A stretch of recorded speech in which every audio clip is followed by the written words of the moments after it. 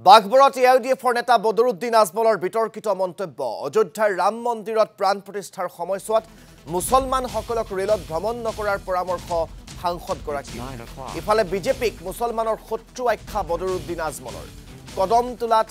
এখন মাদ্ৰাছাৰ আধাৰশিলা স্থাপন কৰি পূৰ্বৰ তৰুণ গগৈ চৰকাৰকো সমালোচনা কৰে সাংসদ বদৰুদ্দিন আজমলে আমাদের মুসলমান ভাইরা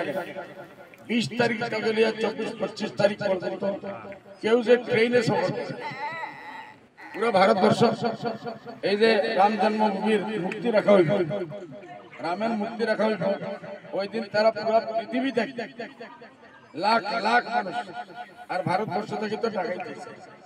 গাড়ি bus train special train plane সব দিতেছে এর জন্য বিজেপির প্ল্যান বহুত বড় এটারে আমরা ফ্লাইং ফেল করতে লাগবো শান্তি রাখতে লাগবো আমরা কেউ যে এই কয়েকদিন ট্রেনে সফর এই জিনিসটা একজনে আরেকজনে জানাইয়া দিবেন নিজের বাড়িতে থাকো শান্তিতে থাকো নামাজ পড়ো আল্লাহর কাছে দোয়া করো বিজেপি আমাদের সবচেয়ে বড় শত্রু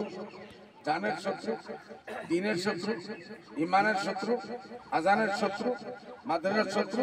মসজিদের শত্রু মা বোনের পর্দার শত্রু আমার ইসলামী কানুনের শত্রু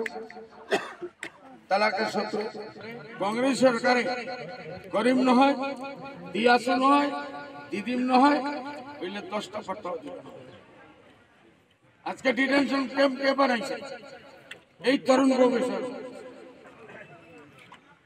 আজকে ডিপুটার আমরা কে বানাইছে এই তরুণ গগৈ এনআরসির সমস্যা কে বানাইছে ডিপুটার মাত্র 1 লাখ বানাইছিল মহন্ত এক বছরের ভিতরে এই গগৈ সাহেব 5 লাখ